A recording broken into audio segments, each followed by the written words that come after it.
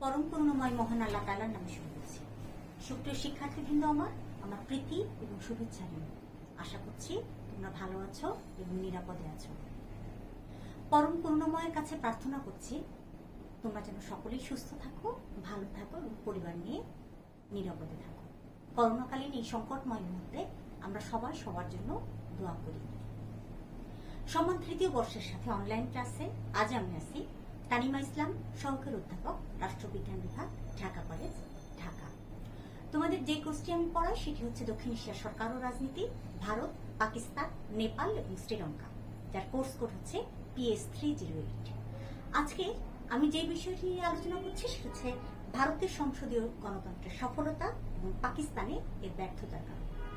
প্রসঙ্গত উল্লেখ্য যে আমি শুরু থেকেই কিন্তু একেবারেই আলোচনা করেছি এই তৃতীয় বর্ষের কোর্সের শুরুতেই, এবং আমরা প্রথমে কিন্তু ভারত এবং পাকিস্তান নিয়ে আলোচনা করছি। আমরা পর্যায়ক্রমে নেপাল এবং শ্রীলঙ্কা থেকে আলোচনা করব, কারণ ভারত পাকিস্তান থেকেই প্রশ্ন বেশি আসে, নেপাল শ্রীলঙ্কা থেকে কম্পারেটিভলি কম আসে। তবুও আমরা নেপাল এবং শ্রীলঙ্কাকেও পর্যায়ক্রমে গুরুত্ব সহকারে ভালো করে পড়ব। তো দক্ষিণ এশিয়ার প্রায় সবগুলো দেশ উপনিবেশিক শাসন থেকে মুক্ত হওয়ার পর গণতন্ত্রের পথে অগ্রযাত্রা শুরু করে, কিন্তু স্বাধীনতার পর থেকে বর্তমান সময় পর্যন্ত একমাত্র ভারত ছাড়া এই অঞ্চলের অন্য কোনো রাষ্ট্রে গণতন্ত্র প্রাতিষ্ঠানিক রূপ লাভ করতে পারেনি। দক্ষিণ এশিয়ার দেশ হিসাবে ভারত এবং পাকিস্তান একই সময় স্বাধীনতা অর্জন করলেও গণতান্ত্রিক শাসন ব্যবস্থা ভারতে সফল হয়েছে, অপরদিকে পাকিস্তানে ব্যর্থতায় পর্যবসিত হয়েছে। 1947 সালের 14 এবং 15 আগস্ট যথাক্রমে পাকিস্তান এবং ভারত স্বাধীনতা লাভ করে। স্বাধীনতার পর উভয় দেশেই গণতান্ত্রিক ব্যবস্থা প্রবর্তন করা হয়, কিন্তু সামরিক অভ্যুত্থান এবং রাষ্ট্রপ্রধানের স্বেচ্ছাচারী মনোভাবের কারণে পাকিস্তানি গণতান্ত্রিক ব্যবস্থা যেখানে ব্যর্থ হয়, ভারতও সেখানে জাতীয় ঐক্য এবং রাজনৈতিক নেতৃত্বের সুষ্ঠু বিকাশের মাধ্যমে সংসদীয় গণতন্ত্র সফলতার শীর্ষে পৌঁছায়। এখন ভারতীয় সংসদীয় গণতন্ত্রের সফলতা এবং পাকিস্তানের ব্যর্থতার পিছনে কি কি কারণ রয়েছে সেই কারণগুলো আমরা এক নজরে বোর্ডে দেখে নিতে চাই এবং সেই পয়েন্টগুলি আমরা আলোচনা করতে চাই। শুরুতে আমরা বলছি সংবিধান প্রণয়নে ব্যর্থতা, দ্বিতীয়ত জাতীয়তাবাদের প্রভাবহীনতা, তৃতীয়ত সংবিধানের প্রতি আনুগত্যের অভাব, নির্বাচনের অভাব, 5 সুসংগঠিত রাজনৈতিক দলের অভাব, 6 জাতীয় ঐক্যবোধের অভাব, 7 রাজনীতিতে সামরিক বাহিনীর উপস্থিতি, 8 দায়িত্বশীল বিরোধী দলের অভাব, 9 কেন্দ্র এবং প্রদেশের মধ্যে বিরোধপূর্ণ মনোভাব, 10 আমলাতন্ত্রের ব্যর্থতা, 11 রাজনৈতিক অস্থিতিশীলতা, 12 গণতান্ত্রিক মূল্যবোধের অভাব, 13 রাষ্ট্রের উপর ধর্মীয় প্রভাব, 14 যোগ্য নেতৃত্বের অভাব এবং সবশেষে সংগঠিত স্বার্থকামী গোষ্ঠীর অভাব। শুরুতে আমরা আলোচনা করছি যে সংবিধান প্রণয়নে ব্যর্থতা। একটি রাষ্ট্রের স্বাধীনতার পরে যে কাজটি সবচেয়ে গুরুত্বপূর্ণ বা জরুরি তা হলো রাষ্ট্রের জন্য একটি সংবিধান পরিচালনা করা, যাকে আমরা বলি রাষ্ট্র পরিচালনার মৌলিক দলিল। ভারত স্বাধীনতা লাভের প্রায় 2 বছরের মধ্যে কিন্তু সংবিধান রচনা করে ফেলে।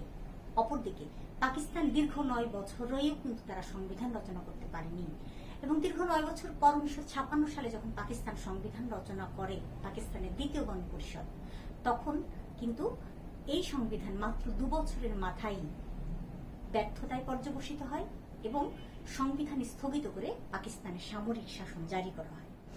সুতরাং আমরা দেখছি যে সংবিধান প্রণয়নের ক্ষেত্রে ভারত সফলতার পরিচয় দিলেও পাকিস্তান কিন্তু সম্পূর্ণ ব্যর্থ হয়েছে, এবং সাংবিধানিক কাঠামোটি কিন্তু সোজা হয়ে দাঁড়াতে না দাঁড়াতেই পাকিস্তানে আবার ভেঙে পড়েছে, যেটা ভারতে কিন্তু হয়নি। এর প্রভাব কিন্তু উভয় দেশের গণতান্ত্রিক ব্যবস্থার উপরেই পড়েছে এবং পাকিস্তানে গণতন্ত্র মুক্ত হয়ে পড়েছে, অপরদিকে ভারত কিন্তু সুসংগঠিত একটা সংবিধান নিয়ে এগিয়ে যাচ্ছে দেশ পরিচালনার ক্ষেত্রে। এরপরে আমরা বলছি জাতীয়তাবাদের প্রভাবহীনতা। প্রথম বিশ্বযুদ্ধের পর থেকে মহাত্মা গান্ধীর নেতৃত্বে ভারতে যে জাতীয়তাবাদী আন্দোলনের সূচনা হয়েছিল, ভারত স্বাধীনতা লাভের পরেও কিন্তু তা অক্ষুণ্ণ রেখেছে, এবং দেখা যায় যে জাতীয়তাবাদী চেতনা ভারতের গণতন্ত্রের সফলতা লাভে ব্যাপক প্রভাব বিস্তার করেছে।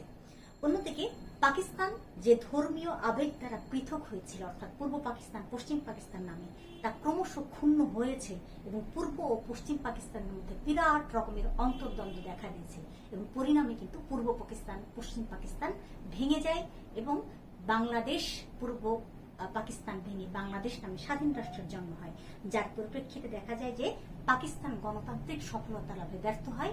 ভারত কিন্তু তার জাতীয়তাবাদের প্রভাব হেতু এক থাকে এবং ভারত কিন্তু বিভক্ত হয়নি। 3 নম্বর আমরা বলছি সংবিধানের প্রতি আনুগত্যহীনতা।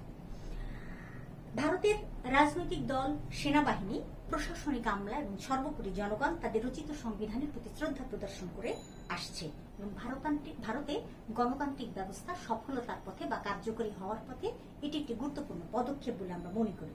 কেননা ভারত স্বাধীনতা লাভের অল্প সময়ের মধ্যে জাতিকে পূর্ণাঙ্গ সংবিধান উপহার দিতে সক্ষম হয়েছে। পাকিস্তানের দীর্ঘ 9 বছর পর সংবিধান রচিত হলেও কিন্তু পাকিস্তানিরা দেশের সংবিধানের প্রতি তেমন শ্রদ্ধাশীল নয়, বিধায় সেখানে গণতন্ত্র সফল ভূমিকায় অবতীর্ণ হতে পারেনি। এরপরে আমরা আসছি খুব ইম্পর্টেন্ট একটা পয়েন্ট, সেটা হচ্ছে নির্বাচনের অভাব। আমরা জানি নির্বাচন হচ্ছে গণতন্ত্রের প্রাণস্বরূপ, অর্থাৎ ভারত কিন্তু জন্ম লগ্ন থেকেই যথাসময়ে নির্বাচন দিয়ে গণতান্ত্রিক ঐতিহ্যকে টিকিয়ে রেখেছে। ফলে সেখানকার জনগণও কিন্তু গণতান্ত্রিক মানসিকতা অর্জন করেছে এবং পাকিস্তানের রাজনৈতিক যে ইতিহাসে সেটা আমরা দেখেছি, কখনোই কিন্তু যথাসময়ে নির্বাচন অনুষ্ঠান হয়নি এবং প্রথম সাধারণ নির্বাচন অনুষ্ঠিত হয় 1970 সালে। সেটাতেও কিন্তু পরবর্তীতে আমরা দেখেছি এর প্রভাবেই কিন্তু তারা ক্ষমতা হস্তান্তর করতে চায়নি এবং মুসলিম লীগ যখন ক্ষমতায় ছিল তখনও কিন্তু নির্বাচনে ভরাডুবির ভয়ে তারা কখন নির্বাচন দিতে চাইতো না এবং উপনির্বাচন যেগুলো আসন শূন্য ছিল সেগুলোতেও তারা ক্ষমতা হারানোর ভয়ে কখনোই সময় মতো নির্বাচন দিতে পারেনি। এর ফলে দেখা যাচ্ছে যে 1958 সালে আইয়ুব খান ক্ষমতা দখল করেছে এবং মৌলিক গণতন্ত্রের নামে তত্ত্ব চালু করেছে, যা গণতান্ত্রিক শাসন ব্যবস্থাকে মূলত অস্বীকার করা হয়েছে। তাই নির্বাচনের অভাবে পাকিস্তানে গণতন্ত্র ব্যর্থ হয়েছে আর যথাসময়ে নির্বাচন দেওয়ার কারণে ভারতে গণতন্ত্র সফল ভূমিকায় অবতীর্ণ হয়েছে। এবারে আমরা আসছি সুসংগঠিত রাজনৈতিক দলের অভাব। আমরা জানি যে কোনো গণতান্ত্রিক রাজনৈতিক ব্যবস্থায় রাজনৈতিক দলের গুরুত্ব অনস্বীকার্য। রাজনৈতিক দল ব্যতীত গণতন্ত্র বিকাশ লাভ করতে পারে না। ভারতের রাজনৈতিক ব্যবস্থা অপর উন্নয়নশীল রাষ্ট্রগুলোর দল ব্যবস্থা থেকে অধিকতর সুসংগঠিত এবং সরকার ব্যবস্থাও কিন্তু সুদৃঢ়। এর ফলে সেখানে প্রথম থেকেই প্রতিষ্ঠিত হয়েছে সরকার এবং জনসাধারণও কিন্তু সংবিধানের প্রতি আস্থাশীল, সরকারের প্রতি আস্থাশীল। পক্ষান্তরে কোনো পাকিস্তানের সুষ্ঠু রাজনৈতিক দল ব্যবস্থা গড়ে না ওঠায় গণতন্ত্র প্রাতিষ্ঠানিক রূপ লাভ করতে পারেনি। আমরা দেখেছি মুসলিম লীগ ক্ষমতার দ্বন্দ্বে লিপ্ত থেকেছে এবং শুধুমাত্র ব্যক্তির স্বার্থকে বড় করে দেখেছে, দলীয় স্বার্থকে বড় করে দেখেছে, তারা কিন্তু দেশের ঐক্যকে বড় করে দেখেনি। তাই সুষ্ঠু দল ব্যবস্থা না থাকার কারণে ভারতে কিন্তু পাকিস্তানে ব্যর্থ হয়েছে গণতান্ত্রিক ব্যবস্থা, অপরদিকে ভারতে সুষ্ঠু দল ব্যবস্থা থাকার কারণে গণতন্ত্র সফল হয়েছে। এবং পাকিস্তানে আরো একটি কথা উল্লেখযোগ্য যে সুষ্ঠু গণতান্ত্রিক দল না থাকার কারণে কিন্তু সামরিক তন্ত্র মাথাচাড়া দিয়ে উঠেছে এবং সেখানে আজও কিন্তু সামরিক বাহিনীর প্রভাব সর্বদা আমরা বিরাজমান দেখি। তারপরে আমরা আসছি জাতীয় ঐক্যবোধের অভাব। জাতীয় ঐক্যবোধ যে কোনো গণতান্ত্রিক রাষ্ট্রের জন্য আবশ্যিক উপাদান। জাতীয় ঐক্যবোধ যদি না থাকে শাসন ব্যবস্থা তো দূরের কথা, রাষ্ট্র ব্যবস্থায় টিকে থাকবে না। ভারত ক্ষেত্রে দৃষ্টান্ত স্থাপন করেছে। ভারতে বহুজাতিক সম্প্রদায়ের লোক বাস করে, তারপরেও তারা জাতীয় স্বার্থের প্রশ্নে একতাবদ্ধ। জাতি দল নির্বিশেষে জাতীয় ঐক্যের ভিত্তি তারা উদ্বুদ্ধ। এটা সে দেশের গণতন্ত্রকে টিকিয়ে রাখতে সহায়তা করেছে। পক্ষান্তরে জন্ম লগ্ন থেকেই কিন্তু পাকিস্তানে ঐক্যের অভাব পরিলক্ষিত হয়ে আসছে। পাকিস্তান স্বাধীন হওয়ার পর থেকেই ঐক্যের অভাবের কারণেই পূর্ব এবং পশ্চিম পাকিস্তানে দ্বন্দ্ব দেখা দেয়। আর এটা শুধু গণতান্ত্রিক ব্যবস্থাকেই ব্যর্থ করেনি, পাকিস্তানের জাতীয় সংহতিকে ব্যর্থ করেছে। পরিণামে তারা দুই ভাগে ভাগ হয়ে গেছে পাকিস্তান। এরপরে আমরা আসছি রাজনীতিতে সামরিক বাহিনীর উপস্থিতি। ভারতের সামরিক বাহিনী কখনোই রাজনীতিতে হস্তক্ষেপ করেনি। যে কোনো সংকটময় মুহূর্তে সামরিক বাহিনী রাষ্ট্রের স্বাধীনতা এবং সার্বভৌমত্বকে গুরুত্ব দিয়েছে এবং অত্যন্ত ধৈর্যের পরিচয় দিয়ে নিজেদের সার্বভৌমত্ব রক্ষার দায়িত্বে নিয়োজিত থেকেছে। ফলে সেখানে কখনো গণতান্ত্রিক ব্যবস্থা হোঁচট খেতে দেখা যায়নি। কিন্তু পাকিস্তানে সামরিক বাহিনীর হস্তক্ষেপ একটি সাধারণ ব্যাপারে পরিণত হয়েছে। সংবিধান প্রণয়নের 2 বছরের মাথায় জেনারেল আইয়ুব খান ক্ষমতা দখল করে গণতন্ত্রের কবর রচনা করে সংবিধান বাতিল বলে ঘোষণা করে। সুতরাং বলা যায় যে ভারতের রাজনীতিতে সামরিক বাহিনীর অনুপস্থিতি, পাকিস্তানের রাজনীতিতে সামরিক বাহিনীর উপস্থিতি ভারতের গণতান্ত্রিক ব্যবস্থাকে সফল করেছে এবং পাকিস্তানকে ব্যর্থতায় পর্যবসিত করেছে। এরপরে আমরা বলছি শক্তিশালী বিরোধী দলের অভাব বা দায়িত্বশীল বিরোধী দলের অভাব। সংসদীয় গণতন্ত্রকে যদি সফল করে তুলতে হয় তাহলে অবশ্যই দায়িত্বশীল বিরোধী দল থাকতে হবে। ভারতের রাজনীতিতে সর্বদাই শক্তিশালী বিরোধী দল রয়েছে বা ছিল, তারা কিন্তু সরকারের সমালোচনা করেছে, সরকারের ভুল ত্রুটিকে ধরিয়ে দিয়েছে এবং রাষ্ট্র ব্যবস্থাকে তথা রাজনৈতিক ব্যবস্থাকে তথা গণতন্ত্রকে সুসংহত করার জন্য তারা কিন্তু সহযোগিতা করেছে। অপরদিকে দেখা যাচ্ছে পাকিস্তানে দায়িত্বশীল বিরোধী দল গড়ে উঠতে পারেনি বলেই কিন্তু গণতন্ত্র সাফল্যমণ্ডিত হতে পারেনি। আবার ওপর কথায় বলি যে আমরা গণতন্ত্র প্রস্ফুটিতও হতে পারিনি। এরপরে আরো একটি ইম্পর্টেন্ট যে পয়েন্ট সেটা হচ্ছে কেন্দ্র এবং প্রদেশের মধ্যে বিরোধপূর্ণ মনোভাব। স্বাধীনতার পরে ভারত এবং পাকিস্তান উভয় দেশেই কিন্তু যুক্তরাষ্ট্রীয় শাসন ব্যবস্থা প্রবর্তিত হয়। ভারতের যুক্তরাষ্ট্রীয় শাসন ব্যবস্থায় কেন্দ্র ও প্রদেশের মধ্যে বৈষম্যমূলক সম্পর্ক দেখা দেয়নি, কারণ ভারত কিন্তু প্রাদেশিক স্বায়ত্ত শাসনে বিশ্বাস করে এবং বাস্তবে তা প্রয়োগ করে এবং সংবিধানের যে ক্ষমতা বন্টন করে। অপরদিকে পাকিস্তানের বিপরীত চিত্র দেখা যায়। স্বাধীন পাকিস্তানে যুক্তরাষ্ট্র ব্যবস্থা প্রবর্তন হলেও এটা ক্ষমতাকেই ক্রমাগতভাবে কেন্দ্রীভূত করেছে এবং আমরা দেখেছি গভর্নর জেনারেল গোলাম মোহাম্মদের অযাচিত হস্তক্ষেপে কেন্দ্র বারবার কিন্তু প্রদেশের উপর হস্তক্ষেপ করেছে এবং যে নির্বাচিত প্রাদেশিক সরকার সে সরকার ব্যবস্থাকে কিন্তু কেন্দ্র বারবার বরখাস্ত করেছে। এর ফলে আমরা দেখছি যে প্রাদেশিক ক্ষমতার অধিকারী প্রাদেশিক সরকারকে কেন্দ্রীয় সরকার বিভিন্ন সময় হস্তক্ষেপ করেছে, বরখাস্ত করেছে, যা পাকিস্তানের গণতন্ত্রের পথে বাধা হয়ে দাঁড়িয়েছে। পূর্ব পাকিস্তানের প্রতি পশ্চিম পাকিস্তানের কেন্দ্র সরকারের ভূমিকা ছিল বিমাতা স্বরূপ, যা গণতান্ত্রিক ব্যবস্থাকেই কিন্তু পতনের দিকে ঠেলে দিয়েছে। অপরদিকে দেখা যাচ্ছে ভারতীয় কেন্দ্র এবং প্রাদেশিক সরকারের মধ্যে সুসম্পর্ক বিদ্যমান থাকায় কিন্তু গণতান্ত্রিক ব্যবস্থা প্রতিষ্ঠা লাভ করেছে। তাহলে আমরা যদি সংসদীয় ব্যবস্থাকে তথা গণতন্ত্রকে সফল করে তুলতে চাই, যুক্তরাষ্ট্র শাসন ব্যবস্থাকে সফল করে তুলতে চাই, তাহলে অবশ্যই কেন্দ্র এবং প্রদেশের মধ্যে সুসম্পর্ক বিরাজমান থাকা আবশ্যক। এরপরে আমরা আসছি আমলাতন্ত্রের ব্যর্থতা। স্বাধীনতার পূর্ব থেকেই কংগ্রেস ভারতের অনেক প্রদেশে সরকার গঠন করতে সক্ষম হয়। এর ফলে প্রাদেশিক কাঠামোতে রাষ্ট্র পরিচালনার কিন্তু তারা অভিজ্ঞতা লাভ করে। একথা অনস্বীকার্য তথা বলার অপেক্ষা রাখে না যে প্রশাসনিক কাঠামোকে যদি সফল করে তুলতে হয় তাহলে দক্ষ আমলাতন্ত্র এবং আমলাদের আন্তরিকতা দরকার, অভিজ্ঞতা দরকার। ভারতে কিন্তু সেরকম দক্ষ এবং অভিজ্ঞ আমলাতন্ত্রের উদ্ভব ঘটেছে এবং তারা নিরপেক্ষ ভূমিকা অবলম্বন করে দেশকে এগিয়ে নিয়ে গেছে। এবং অপরদিকে পাকিস্তানের এরকম কোন অভিজ্ঞতা না থাকার ফলে এবং নব্য আমলাদের স্বার্থ রক্ষার কারণে পাকিস্তানি গণতান্ত্রিক ব্যবস্থা সফল হতে পারেনি। তাহলে আমরা দেখছি সুদক্ষ আমলাতন্ত্র ভারতের গণতন্ত্রকে টিকিয়ে রেখেছে আর অদক্ষ আমলাতন্ত্র পাকিস্তানের গণতন্ত্রকে ব্যর্থতায় পর্যবেসিত করেছে। ইম্পর্টেন্ট একটা পয়েন্ট সেটা হচ্ছে রাজনৈতিক অস্থিতিশীলতা। আমরা জানি যে রাজনৈতিক স্থিতিশীলতা গণতান্ত্রিক শাসন ব্যবস্থাকে সাফল্যমণ্ডিত করার পেছনে একটা বড় ভূমিকা রাখে। ভারতের রাজনৈতিক স্থিতিশীলতা উল্লেখযোগ্য ভূমিকা পালন করে, যেমন বিভিন্ন স্বার্থ গোষ্ঠী যেমন ট্রেড ইউনিয়ন থাকে বা কৃষক সংগঠনগুলো থাকে, সেগুলো কিন্তু ভারতে যথেষ্ট সংঘবদ্ধ এবং সক্রিয়।